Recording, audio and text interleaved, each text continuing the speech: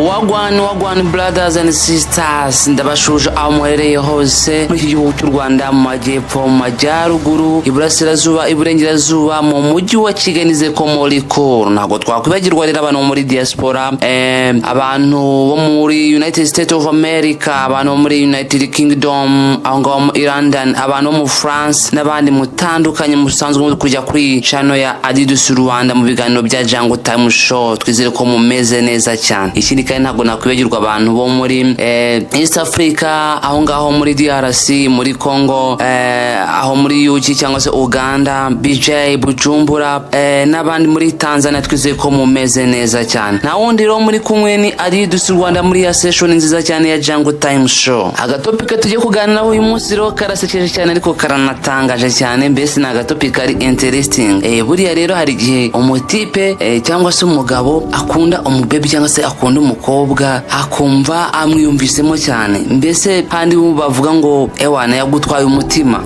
Ahangaha ukumva nawe wamukunze, yewe wanamusuhuza akagusuhuza, wamuhamagara akakwikiza, ariko washaka kwinjiramo deep ngo umuterete bya nyabyo, wajya umwandikira aka SMS ukabona ntagushubije, wajya umuhamagara ukabona ntagushubije, ukavuga ngo ariko buriya bizaza nta kibazo, ugatangira no gushyiramo akabaraga atari na ngombwa. Ariko burya hari igihe ushyiramo akabaraga mu by'ukuri uri kwishuka, nuko hari igihe abantu benshi batazi ko iyo umukobwa yagukunze mu by'ukuri nawe biroroha kuba wabibona, ariko iyo atagukunze nabwo biragorana cyane, kubera ko igihe cyose abasha kukuvugisha ntabwo ubasha kwiyumviza ko we atagukunze. Oya, uvuga uti abakobwa no gutereta kwa kundi ndagomeza nshyirimo akabaraga, rimwe na rimwe ukanashora ukamuhakeya, ariko iyo azi neza ko atagukunda we aba abizi ku mutima, aba navuga ati uramutipa arimo araruhira ubusa mu by'ukuri. Muri session y'uyu munsi rero tugiye kuganira ku bintu rwose 10 bizakubwira neza ko cyangwa se bizakwereka nk'ibimenyetso ko umukobwa nubwo muvugana, nubwo museka, nubwo gusekera anyuzemo akagusekera, ashobora kuba gusekera bimwe bya blague, ariko mu by'ukuri utari umuhungu w'agaciro kuri we ku buryo mwakundana. Ahangaha rero turakurakiye kubana natwe muri session y'uyu munsi kugira ngo mu by'ukuri ubashe kumva izo ngingo 10 uzashingiraho umenya ko umukobwa atagukunda, kugira ngo hato utazatakaza igihe cyawe n'amarangamutima yawe akangirika, dore ko umuhungu ubundi nyamuhungu abakwiriye gutakaza umwanya ari gushaka ifaranga,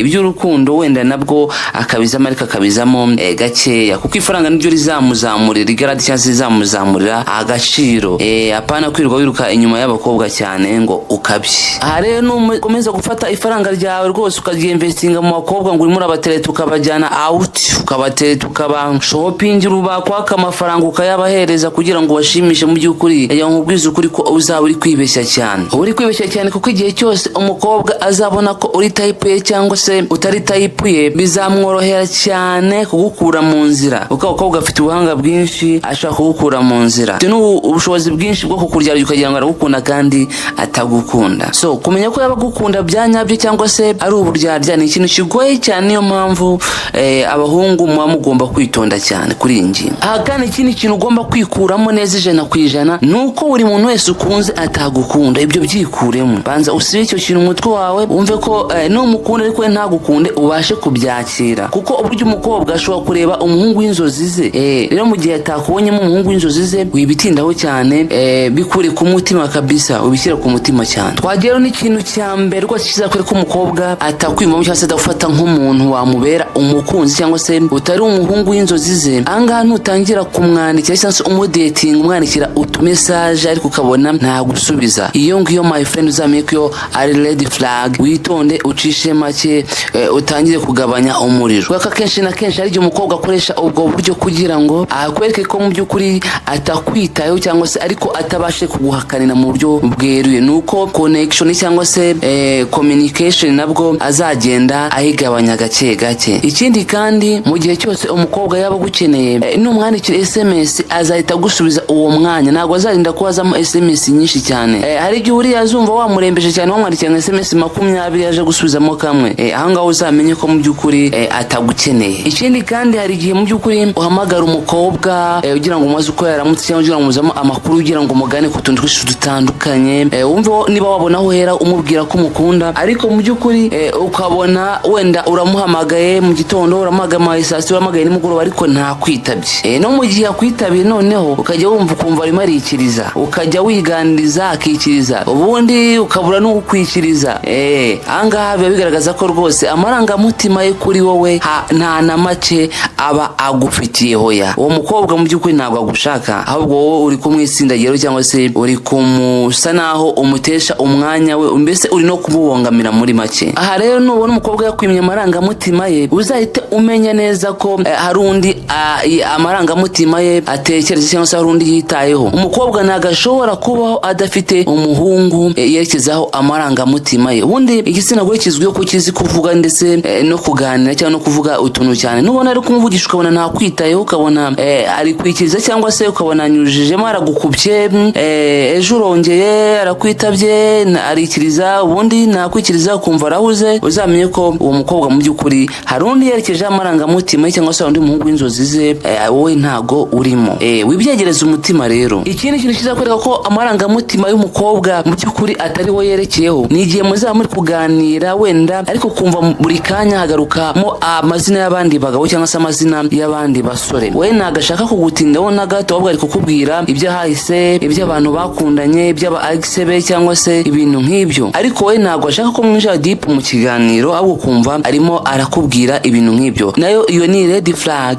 ikwereka ko mu by'ukuri we ntabwo akwitayeho, ahubwo ari kukubwira inkuru z'abandi cyangwa se z'abandi basore we yumva ari inzozi ze. Niba rero uri umusore ushaka kwiyubahisha bya nyabyo, ukabona bino bimenyetso tumaze kuvuga, uzahite ufata umwanzuro wo kuba communication ndetse na telefone uyiblock, ku buryo haba kukubona cyangwa se nawe kongera tanase yo kongera kumuhamagara bisa naho bihagaze, nabo bizahita bimuha signo cyangwa se ikimenyetso cy'uko nawe uri umuhungu mu by'ukuri ufitiye icyizere, uri umuhungu udashaka kudependinga ku buzima bwe, uri umuhungu mbese nawe ufite icyo bita self confidence. Umwereke ko mbese nawe byose bishoboka, atari we ubuzima bwawe bushingiyeho. Gusa bizaba bibabaje cyane nakwereka ibyo bimenyetso, noneho ahubwo wowe ukarushaho kumwiruka inyuma ngo urashaka kumwigarura cyangwa se urashaka kwigarurira uriya mutima we. Ahangaha rwose uzaba wibeshya cyane, ntabwo abakobwa ari uko bateye, kuko uko atagushaka ukarushaho kumwirukaho cyane niko arushaho kugutesha agaciro. Mu gihe atagushaka ukarushaho kumwiruka cyane, wowe uri gutakara agaciro imbere ndetse n'ibizakurikiyeho uzabyirengere kabisa. Ikindi kintu cya gatatu ni akantu bita pretending cyangwa se kuko iyoberanya akakwereka ko agushaka. Ahangaha hari abantu bakunda kwibeshya cyane ko umukobwa abashatse cyangwa se kubera ko akweretse ko aguseke cyangwa se akuvugishije neza ukagira ngo yagukunze. Ahangaha hari igihe akora ibi ngibi kubera ko hari ikindi kintu cy'ingenzi agushakaho. Ahangaha nawe ukwiye kwitonda, kuko umukobwa ugushaka bya nyabyo hari uburyo azakwitaho bitandukanye n'uwo nguwo uri gupretendinga cyangwa se ukwereka ko agukunze ariko mu gihe cy'akanya gato bitewe n'ikintu runaka yaba agushakaho. Ahangaha ikintu kizabikubwira ni uko namara kubona cya kindi yagushakagaho, niho uzahita ubona uwo ari we cyangwa se uzahita ubona uko atagukeneye habe na gato. Nta mwanya na mutoya azongera ko yagutakazaho uko byagenda kose, kabone nubwo cya kindi yagushakagaho nabwo ntakibura. Tubaye n'urugero, umukobwa araje azi ko ufite ikosha cyangwa se azi ko ufite amafaranga menshi, aguhaye udukeya, agize gute, akubwiye neza, aranaguhamagaye, yewe arakuganiza neza, ashaka ko muganira. Numa ya mafaranga yashakaga niba ariyo yashakaga, ariko mu by'ukuri akaba azi neza ko nta yandi mafaranga ufite, nayo ngayo yonyine wari ufite, kwa heri ubwo ngubwo birangiriye aho ngaho, kuko azi neza ko nta kindi kintu ufite. Ikindi kintu kizamukwerekana igihe azakwaka amafaranga noneho cyangwa se ko umukemura ikindi kibazo runaka ariko we ntukimukemurire, ahangaha nabwo kwa heri nta handi hantu muzongera guhurira, azahita akwereka mu by'ukuri ko atagukeneye. Icyo yaragukeneye cyari icyo, none ntabwo akibonye, tayari cyaho nawe yicireho. Gusa mwene uyu mukobwa upretendinga aba ari mubi cyane kubera ko ashobora kukwicira amarangamutima ukagira ngo yagukunze. Uyu nguyu yarutwa na wa wundi ushobora kubwira ko wakunze, yaba atagukunze akakubwira ko afite boyfriend cyangwa akakubwira ko we iyo gahunda yo gushaka umusheri itaragera. Hari igihe akubwira ati mfite boyfriend, ariko mu by'ukuri nta n'uwo afite, ariko ahubwo atakubonamo umuhungu w'inzozi ze. Ahangaha uriya upretendinga arutwa n'uyu nguyu. Gusa kenshi na kenshi abakobwa birabagora guhita bakana uwo mwanya, ahubwo akabanza akakwereka ibimenyetso, nko kumuhamagara ukabona ntakwitayeho, nko kumwandikira ukabona ntagusubiza, utuntu nk'utwo. Burya ajya kwerura ngo guhakane neza burundu, ari ukabona byanga bikunda wanze kumva bwa butumwa akugeza, ariko mu buryo bw'amarenga. Byaba ari ikosa rero kuri wo muhungu niba umukobwa akwese ko atagushaka nawe ukomeza ukamwirukaho. Ahubwo abahanga bagaragaza ko icyo uba ugomba gukora ni ukugenda ukiyubaka bya nyabyo. Niba yaguhoye ko uri umukene cyangwa se niba yaguhoye ko hari ibyo udafite, ahangaha noneho nyuma hanyuma wamara kubigira akazabona ko yakwibesheho, akazabona ko bya bindi yirukaga inyuma ahubwo bitari ibyo, ahubwo wari ukwiye ari wowe. Ahangaha bigatuma yakongera no kukwifuza ariko mu by'ukuri atari bunakubone, kubera ko yamaze kubona ko yakwibesheho wari umuhungu mu by'ukuri ukwiriye, ahubwo yaribeshye. Kandi rwose ntibazakubeshye, umukobwa ugukunda ntabwo ashobora kukuburira igihe, ntabwo ashobora kukuburira umwanya, rwose ntabwo ashobora kuba umwanya wo kuguhamagara cyangwa kukwandikira SMS. Ikindi kandi ntabwo azigera kubeshya habe na rimwe, kuko agerageje kukubeshya umutima uramurya cyane ku buryo ashobora nyuma no kubikubwira akaba yagusaba imbabazi, ariko utagukunda kukubeshya rwose ni ibintu bimworohera cyane. Ahangaha ikintu kiza kwereka umukobwa nanone utagukunze cyangwa se utagufiteho inzozi, ntabwo azigera kubaza ibibazo biri pasono byerekeranye n'ubuzima bwawe, ngo akubaze ubahe, ukora iki, iwanyu ni he, akubaze utubazo nk'utwo.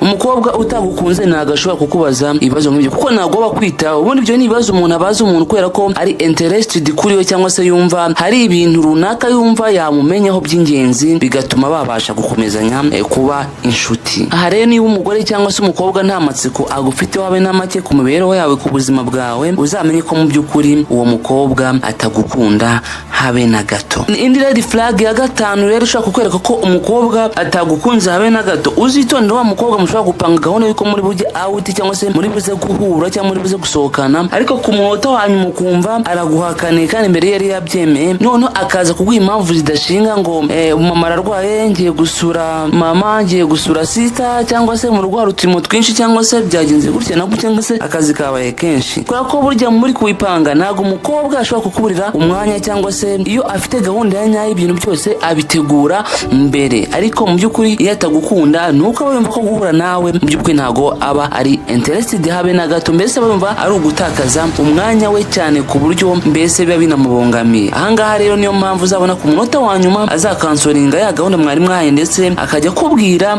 imbogamizi nyinshi cyane zitandukanye zatumye mu by'ukuri atabasha kubahiriza ya gahunda mwari mwahaye. Indi red flag ya gatandatu izakwereka ko mu by'ukuri umukobwa atagukunze habe na gato. Reba igihe muzaba muri kumwe muri kuganira wizeye ko wagiye kudatinga cyangwa se wagiye kuri date n'umukobwa, wizeye ko mugiye kuganira, none ukabona yagize inshuti telefone, ukabona telefone yamubereye inshuti kukurusha, cyangwa se niyo yitayeho, harimo arachatinga n'abantu, mbese ari busy, wanamuvugisha ukabona abaye nk'ushidukiye hejuru kubera ko intekerezo ziri ahandi. Ahangaha ni ikimenyetso simuze kikwereka ko umukobwa atakwitayeho, kumva ahubwo ukabona arimo arandikira abandi utu SMS, arimo ari interested, arimo arareba utuntu twinshi dutandukanye abantu bagiye bapostinga. Ahangaha umukobwa iyo akwitaye mu by'ukuri telefone ayishyira silent, cyangwa se atayishyira silent akayishyira ku ruhande ahantu adashobora kuyirebaho, cyangwa se agashyiramo flight mode kugira ngo mu by'ukuri aze kuba ari concentrated ku bintu muri kuganira, cyangwa se abashe kuguha umwanya we neza. Ahangaha rero nukora ikosa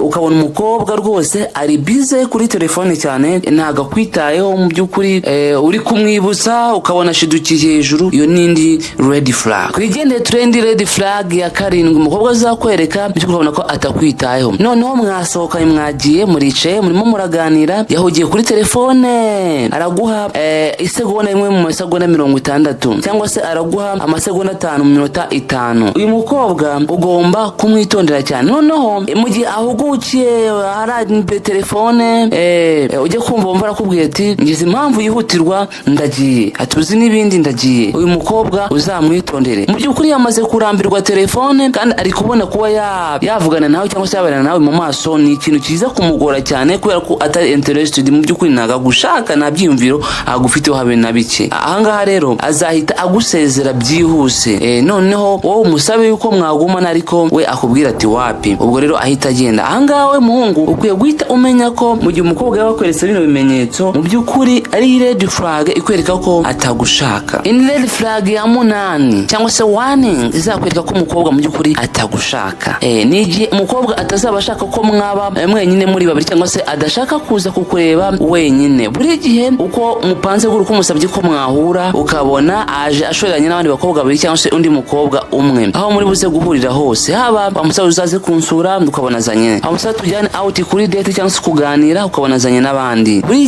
gihe kira n'ikimenyetso simusiga kikwereka ko umukobwa atagushaka habe na gato, n'ibyo ari gukora byose ari kugukina. Nubona iyi red flag aje ukabona aje yitwaje abandi, ntago ashaka ko mwahura muri mwenyine muri babiri, iyi ni red flag. We muhungu byajyaga bibaho, uzatekinge care, wirinde ahangahe n'umukobwa uhita umuhungira kure, ndetse ndetse unahagarike ikintu icyo ari cyo cyose cyangwa se ni plan yose watekerezaga kuri uyu mukobwa. Nuko aba atari interested kuri wowe mu gihe abikora bihoraho. Gusa birashoboka ko wenda ushobora kumuhamagara kumwe n'inshuti ze runaka ari ahantu bitunguranye agahita aza kukureba, ariko mu gihe mwapanze date cyangwa se mwapanze ko muri buhure ahantu mukaganira ibintu by'ingenzi, mbese utanamutunguye ntago azaza ashoreranye n'izindi nshuti ze. Iyi ni warning y'ingenzi ndakubwiye w'umuhungu, you have to take care, ukirinda ahangaha. Izi trick abakobwa bakunda kuzikoresha mu gihe hari ikintu agukeneyeho, ariko mu by'ukuri mu gihe atarakigukeneraho cyangwa se utarabasha kukimuha, akajya nyine ashwereka ko muri kumwe ariko mu by'ukuri ari uburyarya, hari ikintu runaka gutagitingaho. You have to pay attention kuri iki kintu kuko ni ikintu cy'ingenzi, kuko umukobwa iyo agukunda bya nyabyo aba ashaka ko mugirana umwanya cyangwa se ibihe byiza kugira ngo yumveho ibiganiro cyangwa se yumve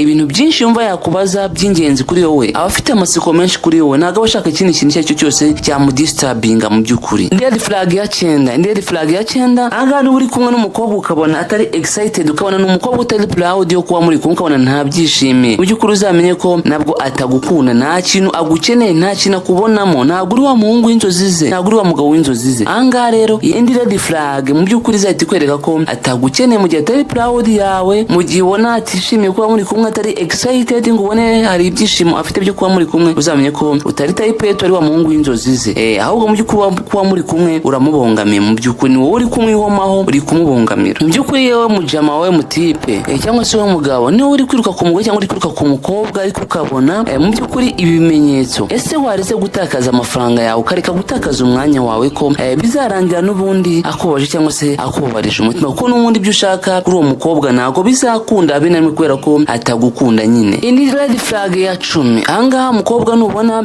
ari wa mukobwa utajya ukunda ko rwose utamukoraho habe na gato cyangwa se adashaka ko umwegera, wajya kumwegera ukabona yagije, niba mwicaye ku ntebe ukabona igihe hirya, niba muri mu nzira wajya kumukoraho ukabona yakwigijeyo, uzamenye ko uriya mukobwa atagushaka. Ko umukobwa ugushaka ufite amarangamutima, iyo ugiye kumukoraho rwose ahubwo arakwegera, ni kamere. Ariko mu gihe atakubonamo nk'umuhungu w'inzozi ze cyangwa se umugabo w'inzozi ze rwose, ahangaha azaguhungira kure, abashaka personal space hagati yawe nawe ntabwo mu by'ukuri aba agushaka. Mu by'ukuri wa muhungu niyo mukobwa akweretse bino bimenyetso, hunga umugendere kure, ntabwo umukobwa agushaka, ahubwo ugende ushake uwakwemera, cyangwa se niba ubona guhoye ko ikintu runaka wenda hari ikigero runaka cy'ubukire cyangwa se cy'ubushobozi runaka udafite, wowe ugende wiyubakemo ubushobozi, ugende ushakishe. Kandi ikindi nanone numara kubona akagaruka, nabwo ntuzamwemera, ahubwo uzashake abandi, ko n'ubundi ntabwo aba yarigeze agukunda, ko ntabwo aba agukunda mu by'ukuri, ahubwo abakunda ibintu cyangwa se abakabije kuba materialist. Ibintu byo twateguriye rero muri session y'uyu munsi mwateguriye na Adidas Rwanda, ndabarakira ari gukanda subscribe, byo mwumva kuduha ibitekerezo ushobora gukanda muri comment, aho ngaho twakubona kandi tubagusubiza. Ushobora gukanda kandi akazogera kugira ngo igihe cyose dushyize ikiganiro uzajye ubona notification, kuko ibiganiro tugutegura byo nakagaruka. Ciao ciao.